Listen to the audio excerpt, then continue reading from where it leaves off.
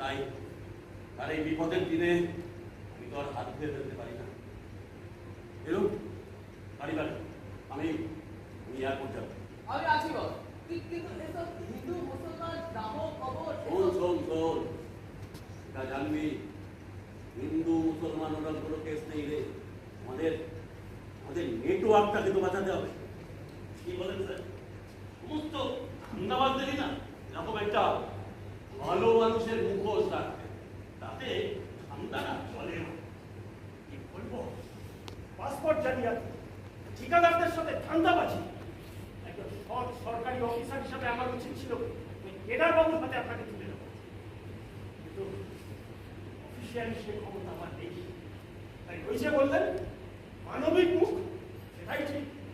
আপনার এতগুলো পরিবারের মুখে আপনি হাত তো তুলে দিচ্ছেন। তাই হিরু যা গাড়ি বার কর, আমি যাবো। এক্ষুনি যাচ্ছি বস। ফিরুদা তোমাকে যেতে হবে না স্যারের সঙ্গে, স্যারের সাথে যাবো আমি। স্যারকে দেখাতে হবে না আমার পানা থাকলেও আমি কতটা কি করতে পারি। তুই যাবি নানু? হ্যাঁ মা যাবো। ওই যে টাকা পয়সা আসবে তার জন্য নয়, যাবো। যদি ওই টাকা পয়সা আসেও তা ওই ওদের ভাই বোনদের ঠিক আমরা তুলে দেবো, কিন্তু এখন আমি যাবো।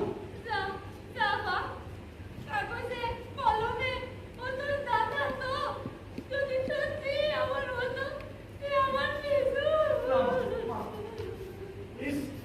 প্লিজ লক্ষ্মীমা, দায়িত্ব যখন নিয়েছি সবটাই সামলে নেব। মিস্টার পিন্টু, আপনারা ইচ্ছে করলে আমার গাড়িতেও যেতে পারে। যাওয়ার সময় তো আপনার গাড়ি, আর ফেরার সময় আই উইল অ্যারেঞ্জ। দরকার নেই স্যার, আমার গাড়িটা পুরনো হলেও 8 জন টিকে নেই। হিরু যা গাড়ি বার কর। 10 মিনিট বস, 10 মিনিটের মধ্যেই গাড়ি নিয়ে হাজির হয়ে যাব। হাতে তো 10 মিনিট সময় আছে স্যার।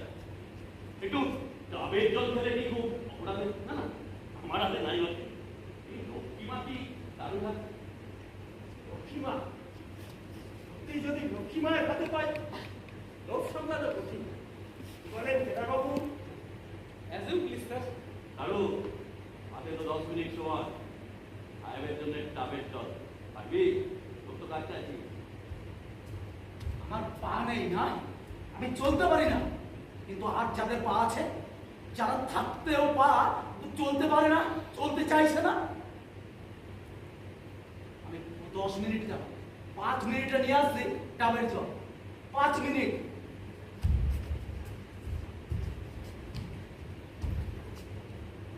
নানু না মানতে গেল।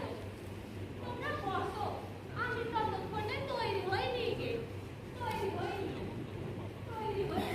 হাতে তো 10 মিনিট আছে, আমিও চললাম।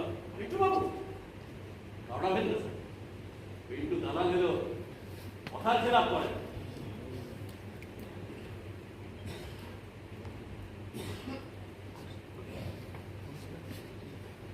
কিছু মনে করবেন না স্যার, আমি কিন্তু মানতে পারলাম না। এই লোকটা, এই যে পিন্টু, এই যে এত বড় ধান্দাবাজ আমি আগে বুঝিনি।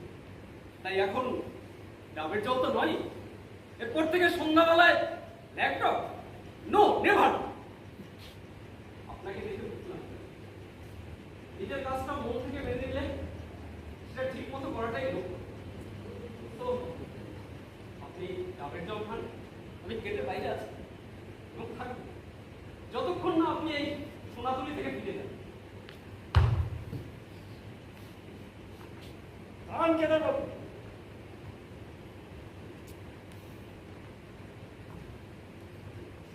আপনি কি ভাবছেন একটা সামান্য দালালের কাছে আমি একজন সরকারি অফিসার হেরে গেলাম?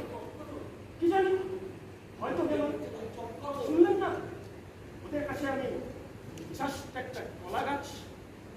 আসল কথাটা তো আপনিও বুঝেন, এসব গায়ে আমার আপনার চেয়ে অনেক বেশি ক্ষমতাশালী এই পিন্টু দালালরা। কারণ ওরা মানুষের মুখে হাত তুলে দিচ্ছে। যতদিন এদেশে খিদে থাকবে, দারিদ্র থাকবে, এই পিন্টু দালালরাও থাকবে। ওরা হাজার চেষ্টা করলেও থাকবে। তবে একজন সরকারি অফিসার হিসেবে আমি তো আমার কাজটা করতে পারছি। বিজন বা বিজানুরের সম্মানিত সরকার, এই তথাকথিত গণতন্ত্রে সেটাই বা কম কি?